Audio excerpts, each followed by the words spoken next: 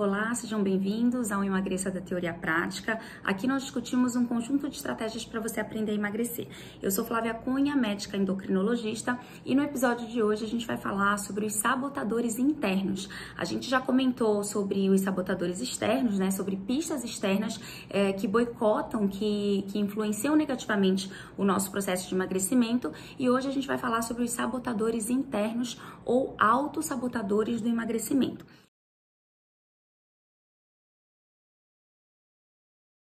Então, o que são esses autossabotadores? São pensamentos, são crenças que a gente tem que acabam atrapalhando, que acabam impedindo o nosso emagrecimento. Como é que isso funciona? Então, assim, a gente precisa compreender que todo tipo de comportamento que a gente tem, ele é precedido por um pensamento, ou por uma crença, ou por alguma coisa que a gente toma como verdade. Então, por exemplo, se me explicam, se me contam que lavar as mãos impede que eu me infecte com algum vírus, com alguma bactéria, e também impede que eu passe esses vírus para outras pessoas, para pessoas que eu gosto, que eu amo, né, e que eu não quero que adoeçam, então eu começo a lavar a mão para que eu não tenha esse problema, né? Para que eu possa prevenir. Então, se eu me convenço disso, então eu entendo que lavar as mãos é um ato suficiente para proteger a minha saúde e proteger a saúde das pessoas que eu amo, eu passo a mudar o meu comportamento, ou seja, eu passo a lavar a mão mais vezes ao dia. Então, foi um pensamento, uma certeza, né, que eu tenho, um entendimento que eu tive que fez com que eu mudasse o meu comportamento. E na área do emagrecimento, o que acontece é que quando a gente vai tratar, né, a obesidade, o sobrepeso, o que a gente fala para o paciente? Olha, você tem que fazer exercício, olha, você tem que comer isso, comer aquilo. Então, assim, a gente tenta mudar o comportamento do paciente, mas a gente esquece que existem pensamentos, estão ali arraigados, né, pensamentos muitas vezes antigos, coisas nas quais ele acredita fortemente e que na verdade estão influenciando diretamente no comportamento dele, ou estão impedindo que ele tenha um comportamento adequado que favoreça o emagrecimento. Eu não sei se você já ouviu aquela história, né, de que se você tem uma árvore cheia de frutos e você quer mudar os frutos daquela árvore, que você precisa mudar a raiz ou mudar a semente, plantar uma nova semente. Então, a história do comportamento é exatamente essa. É como se o comportamento fossem esses frutos da árvore. Se eu quero mudar o meu comportamento, ou seja, se eu quero mudar os frutos da minha árvore, eu preciso mudar o que eu estou plantando, né? Eu preciso mudar ali a semente, a raiz dessa minha árvore, ou seja, eu preciso mudar o meu pensamento, que é o que está levando aquele comportamento. E de onde surgem esses pensamentos? Como é que eles se formam? Então, essas verdades, né, que a gente conta pra gente, que nem sempre são verdades, elas vão se formando ao longo de toda a nossa vida. Então, desde a infância, adolescência, idade adulta, todas as situações, os desafios que a gente passa, ou às vezes, não é nem alguma coisa que acontece com a gente, mas uma história que a gente ouviu de algum familiar, ou até uma história de alguém que a gente nem conhece, e aí a gente começa a tirar conclusões daquilo, né? Então, um desafio, a gente tira uma conclusão, e aí aquela conclusão é a nossa verdade, né? Então, como eu disse, nem sempre é uma verdade absoluta, mas é uma verdade na qual a gente acredita. E por que esses pensamentos se formam? Qual que é o principal objetivo? O principal objetivo é nos manter seguros, nos manter numa zona de segurança. Eu não sei se você já ouviu falar, né? O ser humano, ele tem uma mania de se manter nessa zona de segurança, nessa zona de conforto, né? E aí, os coaches, né? Os terapeutas dizem que os grandes sucessos estão sempre fora dessa zona de conforto. Só que o ser humano, ele não quer sair dessa zona de conforto, né? Nós temos naturalmente uma dificuldade em se desafiar, em sair do nosso ambiente de segurança. E esses pensamentos, eles são exatamente para isso, para nos manter seguros, nos manter ali na zona de conforto. Eu li num livro uma associação dessa zona de conforto com um sofá, né? Um sofá, um ambiente macio, um ambiente gostoso, de onde você não quer sair, você quer ficar imóvel. Então, essa zona de conforto, essa segurança é exatamente esse sofá, né? O local ali em que você quer ficar parado, quer ficar tranquilo, quer ficar seguro.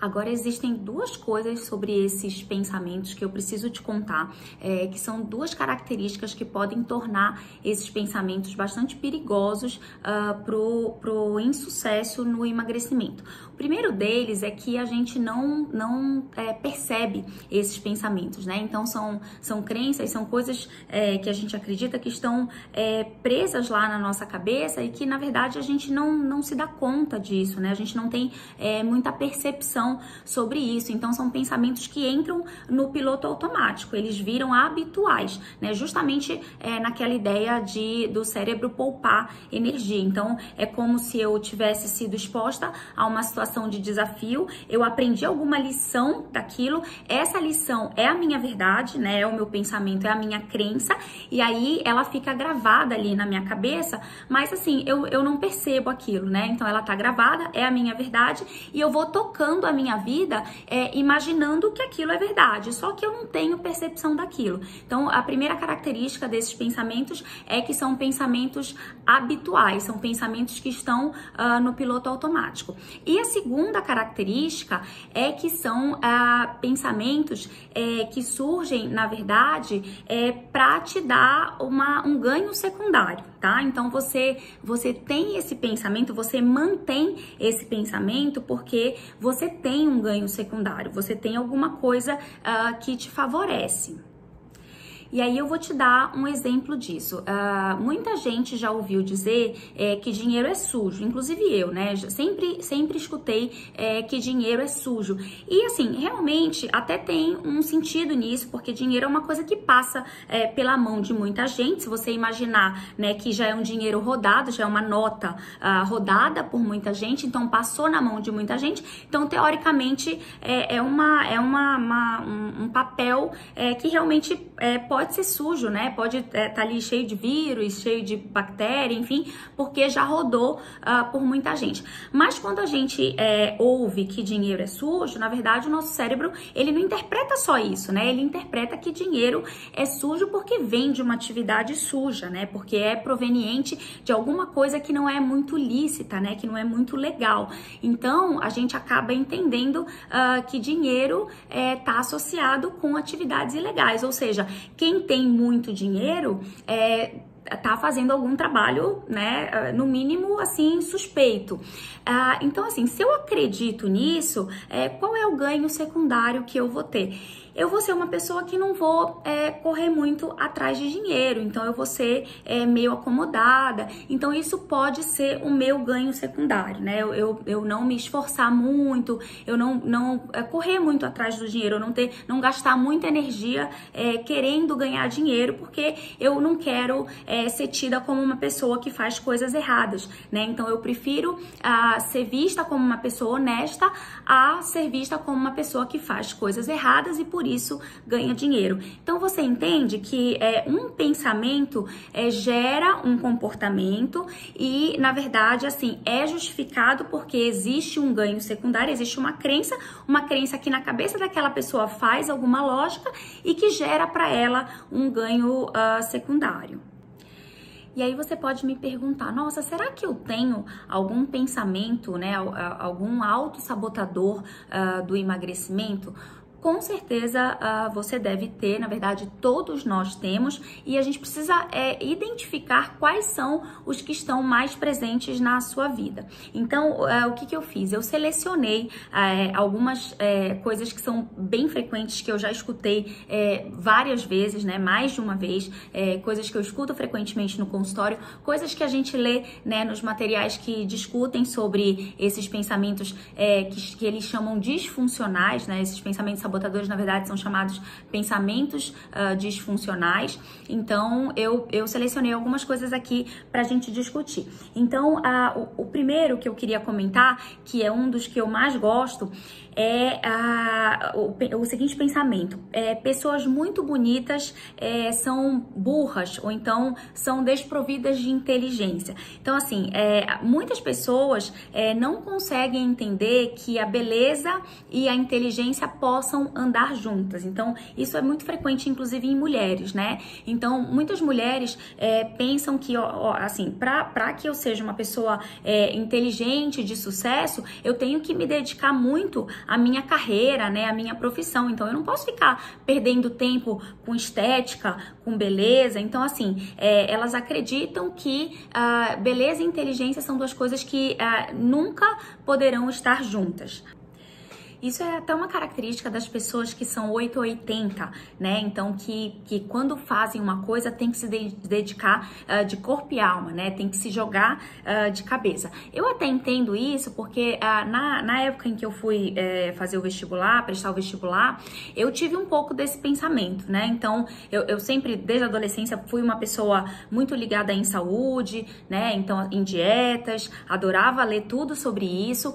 E quando eu fui fazer vestibular, no meu entendimento, eu precisava me desvencilhar desse tipo de pensamento, porque se eu ficasse perdendo o meu tempo, né, me preocupando com estética, com beleza, eu não iria passar.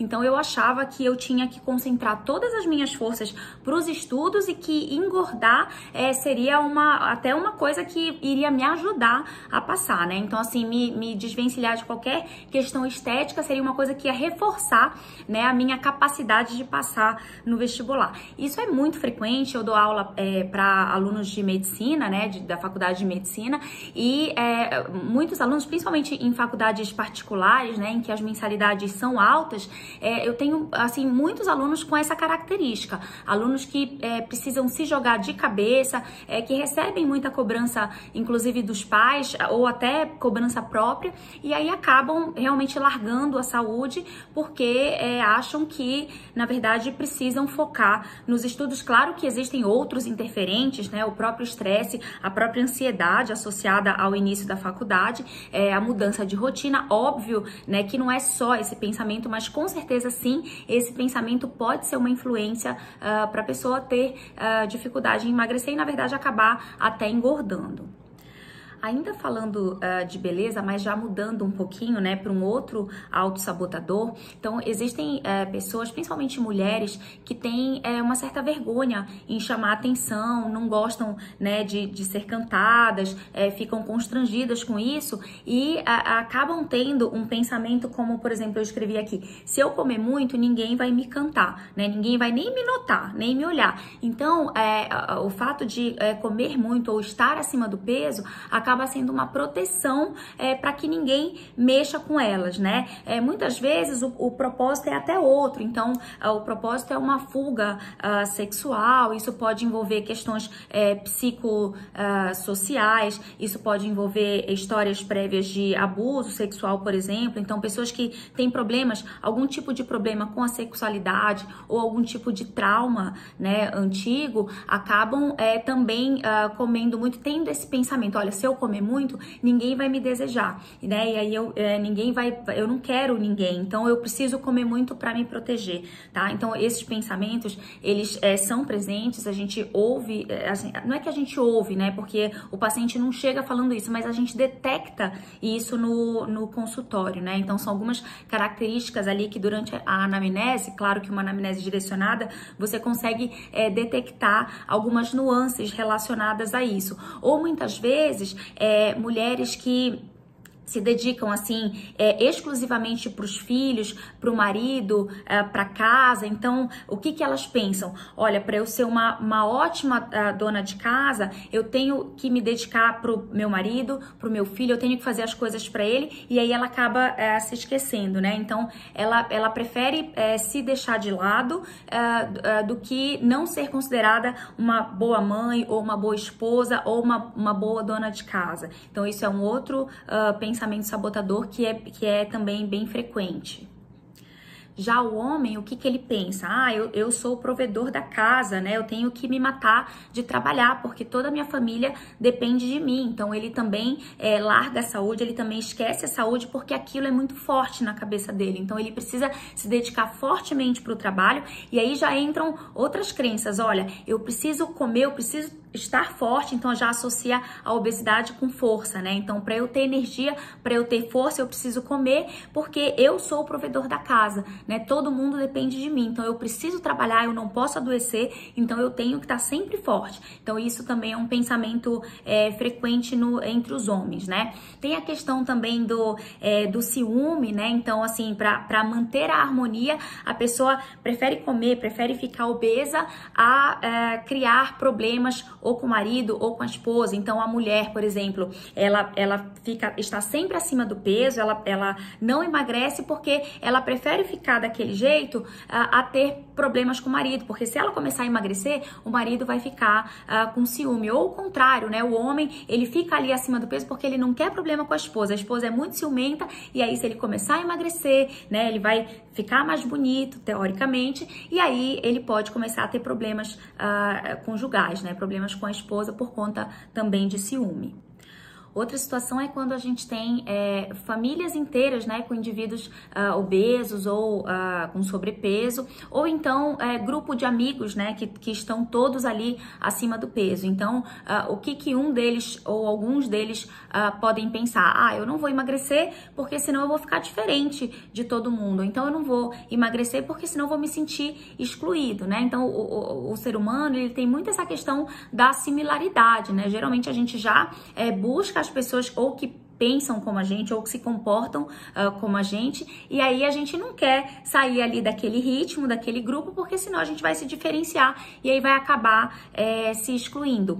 Ou então, outro que é bem frequente, né, casais em que, por exemplo, vem a mulher, né, com obesidade buscar tratamento, mas aí ela fala assim, olha, pelo meu marido eu nem emagrecia, ele gosta de mim do jeito que eu sou. Então isso também é frequente, as pessoas pensarem, todo mundo tem que gostar de mim do jeito que eu sou, né?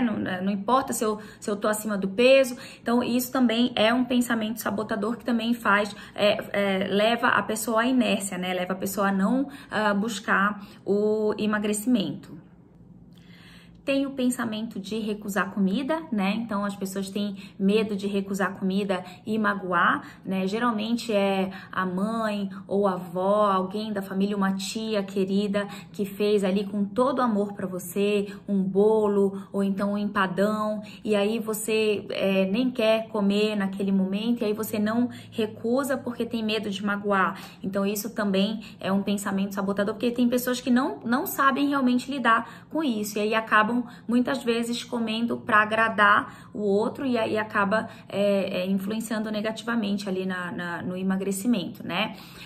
Tem também um dos mais frequentes, as pessoas que falam, eu não quero emagrecer muito, olha, eu vim aqui para emagrecer, mas eu não quero emagrecer muito porque eu não quero ficar com cara de doente, eu não quero ficar com a pele caída, eu não quero ficar com rugas. Então, assim, o medo, né, de parecer doente, e é até, assim, é frequente as pessoas falarem, nossa, tá doente, emagreceu, tá tão magro, né, tá com cara de doente. Quer dizer, as pessoas, olha como né, as ideias estão deturpadas. A obesidade é uma doença, né, mas as pessoas acham, né, fofinho com cara de saudável, né, e aí a pessoa que é mais chupadinha com cara de doente. Então, isso também é um pensamento sabotador. Outro pensamento sabotador é frequente em mulheres também, que não querem, não gostam de ir pra academia, e aí pensam assim, eu odeio mulher musculosa, acho muito feio mulher musculosa e eu não quero ficar musculosa. Então, assim, acabam não indo pra academia com esse medo de ficar musculosa, quando na verdade é muito difícil ficar musculosa, né? Muito difícil ganhar músculo. Tem gente que se dedica, né, come muita proteína, tudo contadinho, toma suplemento proteico, vai pra academia todo dia e não consegue ganhar os músculos que gostaria. Então, né, desmistificar para essas pessoas que assim não é tão fácil ganhar músculo. Então, isso não deveria ser um medo, né? Outro que eu já comentei é associar a gordura com força, né? Então, pessoas mais gordas são mais fortes, pessoas magras são fracas, né? Então, essa associação imaginar assim, então não posso emagrecer, porque senão eu vou ficar fraco, né? Vou ficar me sentindo mal, vou ficar sem energia, não vou conseguir trabalhar, não vou conseguir produzir, então acaba fazendo essa associação e aí não consegue emagrecer. Outra coisa de academia que eu lembrei também, que eu tinha anotado aqui, eu preciso emagrecer um pouco para ir para academia, né? Então fica enrolando ali para entrar na academia, porque às vezes até por uma questão de vergonha, né? Então, eu preciso primeiro emagrecer para depois ir para academia. Então também é um pensamento sabotador aí que atrasa o tratamento do emagrecimento. Tem os relacionados à comida, né? Então, a comida saudável não tem gosto de nada, né? Comida saudável é ruim, ou então, comida saudável é cara, né? Eu não vou nunca ser magro porque eu não posso comprar comida de dieta, eu não posso comprar comida saudável, né? Quando, na verdade, não é nada disso, né? A gente pode até um dia falar só sobre esse assunto, né? Dá muita margem para muita discussão boa, mas muita gente tem essas crenças, né? Esses autossabotadores relacionados a comidas mais saudáveis. E o último que eu selecionei aqui é aquele famoso, olha, emagrecer não é pra mim, né? Ser magro não é pra mim, porque eu já fiz de tudo e não consegui emagrecer, e na verdade eu acho que eu nunca vou emagrecer mesmo, e aí já chuto o balde, aí já desiste de uma vez. Eu trouxe alguns, né, autossabotadores, não são os únicos, existem muitos e muitos e muitos outros, né? Eu selecionei alguns que eu lembrei, alguns que a gente detecta, né, conversando com os pacientes, alguns que são frequentes aí nos materiais de estudos, mas eu queria, assim, finalizar, né, eu fiz umas anotações aqui, assim, como eu comentei no início, todos nós temos esses sabotadores em maior ou menor grau, mas eu coloquei algumas características aqui de pessoas com maior predisposição a ter esse tipo de pensamento, esse tipo de crença, né, que são os indivíduos mais inseguros e de indivíduos com labilidade emocional, irritadiços, nervosos, indivíduos que têm dificuldade com as situações desafiadoras, né, então indivíduos que não têm muitas ferramentas para os desafios que a vida nos apresenta. Então, a ferramenta desses indivíduos acaba sendo a comida, né? Acaba sendo o prazer em comer. A comida vira, na verdade, um remédio para suprir uma falta, né? Para suprir uma ausência. Então, geralmente, as pessoas que sofrem mais com esses pensamentos disfuncionais, esses autossabotadores, são pessoas com essas características. E aí, a ideia é justamente modificar esse pensamento. Então, desconstruir isso. Então, por exemplo, pegando aquele primeiro início que a gente comentou, né, sobre a obesidade que não pode estar junto com a inteligência, então como é que a gente desconstrói isso na cabeça da pessoa? Olha, aí você sugere assim para o paciente, olha, faça uma lista de algumas pessoas aí que você considera que são pessoas muito bonitas e que são pessoas de sucesso. Então, ele começa a perceber que, na verdade, existem pessoas com beleza, né, com uma beleza meio que unânime, isso também é bastante discutível, mas pessoas que apresentam uma beleza que a maioria concorda, né, que aquela pessoa é bonita, e ao mesmo tempo aquela pessoa tem sucesso pessoal, sucesso profissional. Aí assim, na verdade, ele vendo aquilo, ele começa a desconstruir isso na cabeça. Então, existem treinamentos para isso, né? Existe a terapia cognitivo-comportamental, mindfulness. Então, existem alguns tratamentos específicos para, aos poucos, desconstruir esses pensamentos na cabeça das pessoas para que elas possam engajar aí no tratamento do emagrecimento e ter sucesso com o emagrecimento.